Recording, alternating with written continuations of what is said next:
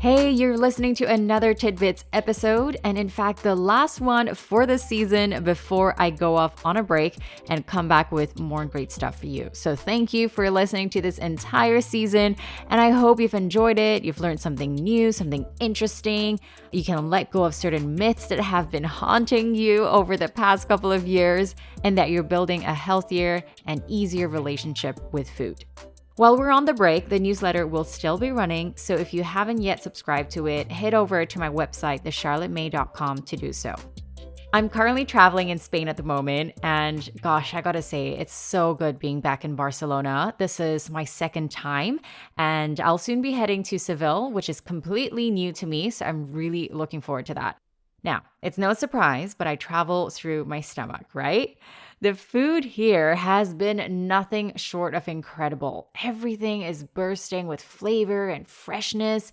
And if you're into the bar scene, gosh, it's really exciting here. I've been to about 4 different bars now, I think, over the past 2 nights, and I've really enjoyed it. I would say I had hands down the best cocktail I've ever had in a very, very long time, just on my first night, actually.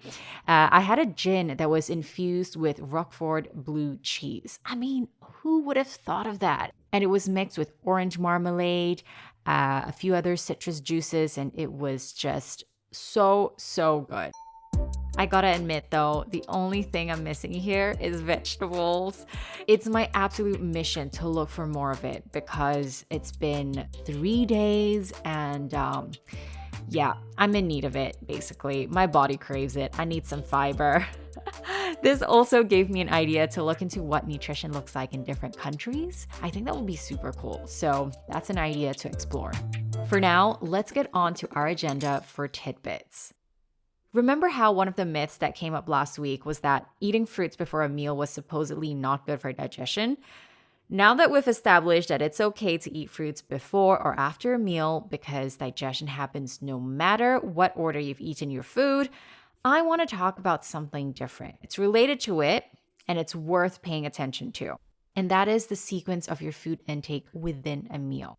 This can influence postprandial blood glucose levels, which means to say how your blood sugar levels react after you have a meal.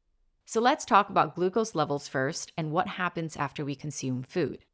Now, during digestion, the starches and sugars in our food are broken down into smaller units like glucose, which then get absorbed into our bloodstream and transported all over our body for use as energy. And what doesn't get used up gets stored in our liver and muscles as glycogen. So, when we consume a meal that is high in carbohydrates, a large amount of glucose enters the bloodstream and we see a spike in our glucose levels. This effect that food has on blood glucose levels after food is called the glycemic response. And it's totally normal for our glucose levels to rise after a meal. But what we'd like to do here is to minimize the glucose spikes and keep our blood glucose levels steady so we don't experience energy slumps after our meals. And this is particularly important for diabetics. So an example of this energy slump, I'm sure you know what I'm talking about. After having a large plate of, say, noodles or pasta or fried rice, you feel all right 5 to 10 minutes after your meal, but soon after that, you feel sleepy, you can't go back to work, and some people say, oh, I'm in a food coma, right? So that's exactly what we want to avoid. And it's not just because you've eaten carbohydrates. There are a lot of variables here. So this thing I'm about to share with you hopefully will help you in future. So if we want to talk about slowing down the release of glucose into our bloodstream, consuming carbohydrates that are high in fiber is one of the ways to do so. And this is why whole grain carbohydrates are so highly emphasized. So that's one way to do it, right? However, I want to share something that's super easy for you to do that can also help to reduce this glycemic response or to reduce the blood glucose spikes after a meal. And listen up. All this requires you to do is to make sure that you consume vegetables in the first bites of your meal. Scientific studies have found that starting one's meal with food that is high in fiber or water, such as vegetables, lead to a reduced glycemic response as opposed to eating carbohydrates first. What happens is that the fiber in the vegetables coat the walls of the intestines with a viscous mesh. It's like a thick, wet net. And so because of this, the sugars get absorbed into the bloodstream much slower. And this is what we want. there's more of a steady release of sugars into our bloodstream. So, putting this into practice, if you're at a restaurant, remember to order a vegetable dish and have that as the starter to your meal. If you've ordered a burger, get a side salad and dig into that before the burger. If you're eating a rice or noodle dish, have the vegetables first. It's as simple as that. So, say you're at a buffet. Make your first round, because we know we have several rounds of food, so make your first round of food vegetables. And this can be any sort. Roasted vegetables, a raw leafy salad, a veggie stew, a stir fry, whatever you fancy. It's a buffet after all, so I hope you find something that you like. Then follow that round with high protein foods like seafood, meat, and legumes, and then your carbohydrates. This is not to say that you must eat all your vegetables at the beginning of the meal. That would be ideal for many reasons, but simply having vegetables in your first couple of bites would be helpful to manage your glycemic response. And remember this even for your first meal of the day. If you're someone that normally has breakfast, make sure that you have some fiber and protein to start your day. Carbohydrates are important too, but I'm not highlighting it because more often than not, this is what people very naturally reach out to. And that's completely fine. And we do need the energy and nutrients from carbohydrates, especially after an overnight fast. But what I'm trying to say is, try not to reach out for something sweet or that's carbohydrate only for your first meal. So, for example, say you're a cereal person. Try to get one that contains a high fiber grain like oats, and then throw in some nuts or seeds for extra protein. Or if you want to have a slice of bread, first grab wholemeal bread for the fiber, and secondly, pair that with something that contains protein. So say eggs, cheese, or unsweetened peanut butter. Or hey, I'm going to put in a shameless plug here for my all-time favorite toast recipe for the year. Make a kimchi cream cheese toast. This recipe is on my TikTok and my Instagram, and it's super simple. All you gotta do is spread some cream cheese on a slice of toast. That will give you protein.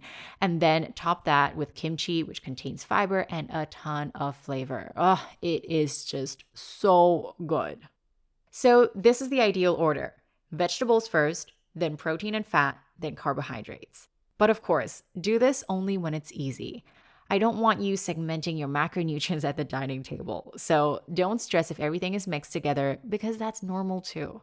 So I would say to prioritize getting vegetables into your meal as a starting point. And then, if possible, make that your first couple of bites. And if you find yourself having carbohydrates alone, remember that carbohydrates like to be in a relationship with something. So protein, fat, or something with fiber. So a few examples are, if you're having ice cream, crush some almonds or hazelnuts over it and add some fruit like blueberries. If you want to have some granola, have it with some yogurt and throw in some almonds. Or if you're having some crackers, dip it into some hummus or guacamole or top it with some tuna mayo. And if it's kaya toast that you want, this may be new to some of you, but request for some peanut butter to be added into it. It's actually really yummy, and the protein from the peanut butter will help prevent a high glucose spike.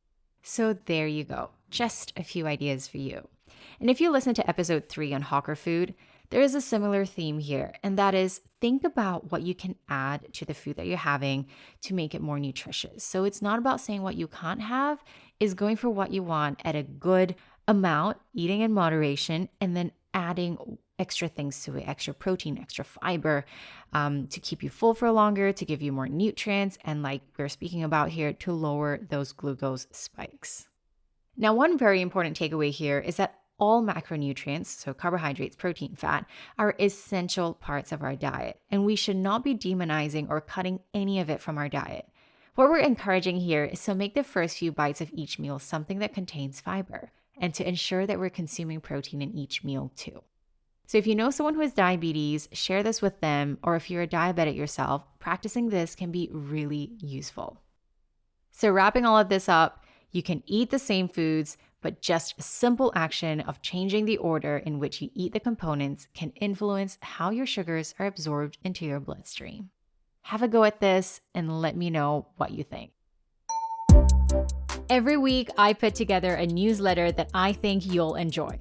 Like this podcast, it has nuggets of information on nutrition, and it also shares a little more into my daily life, from a behind-the-scenes look into the projects I'm involved in to the stuff I consume. Just 3 things from my week that I want to share with you. To subscribe, all you have to do is head over to my website, thecharlottemaid.com, or click the link on the show notes. And if you could do me one small favor, share this episode with one friend that you think would find this interesting. Let's get more people listening to In a Bite and make their journey and relationship with food easier.